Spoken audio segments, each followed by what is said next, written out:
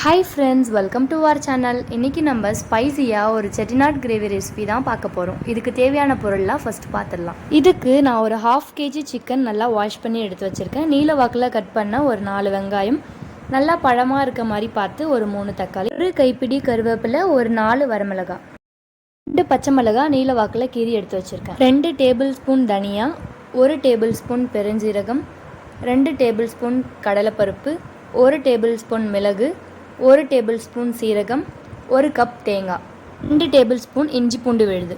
இப்போது இதை எப்படி செய்யுதுன்னு பார்க்கலாம். இதுக்கு ஸ்டவ் ஆன் பண்ணிவிட்டு ஒரு சட்டியில் கொஞ்சமாக நல்லெண்ணெய் ஆட் பண்ணிவிட்டு, எண்ணெய் நல்லா ஹீட் ஆனதும் நம்ம எடுத்து வச்சுருக்க பொருள் எல்லாத்தையும் ஒன்று ஒன்றா சேர்த்து நல்லா வறுத்து எடுத்துக்கலாம். நம்ம எப்போவும் சிக்கன் கிரேவி செய்யும் போது பேக்கெட் மசாலாஸ் தான் ஆட் பண்ணுவோம். செட்டிநாடு கிரேவின்றது ஃப்ரெஷ்ஷாக மசாலா ப்ரிப்பேர் பண்ணி நம்ம செய்யறது தான். இப்போது நம்ம வறுத்து வச்சுருக்க எல்லாத்தையும் ஆற வச்சு ஒரு மிக்ஸி ஜாரில் சேர்த்து அரைச்சிக்கலாம்.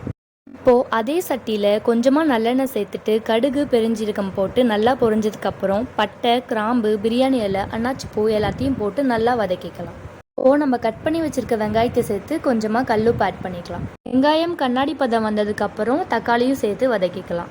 தக்காளி நல்லா வதங்கினதும் நம்ம எடுத்து வச்சுருக்க இஞ்சி பூண்டு பேஸ்ட்டையும் ஆட் பண்ணிடலாம். இஞ்சி பூண்டு பேஸ்ட் பச்சை வாசனை போனதுக்கப்புறம் பச்சை மிளகாய் ஆட் பண்ணிடலாம். இப்போது நம்ம எடுத்து வச்சுருக்க சிக்கன் இதில் ஆட் பண்ணிவிட்டு கொஞ்சமாக தண்ணி ஆட் பண்ணிக்கலாம். இதில் 1/2 டீஸ்பூன் மஞ்சள்தூள், 1 டீஸ்பூன் மிளகாய்த்தூள், நம்ம ஏற்கனவே ஃப்ரெஷ்ஷாக அரைச்சி வச்சுருக்க மசாலாவையும் இதில் ஆட் பண்ணி நல்லா கிளறிடலாம். ஒரு 15 மினிட்ஸ்க்கு அப்புறம் சிக்கன் நல்லா குக் ஆகியிருக்கும். இப்போ கொத்தமல்லி கருவேப்பிலை தூவி இறக்கணும்னா டேஸ்டான செட்டிநாடு கிரேவி ரெடி.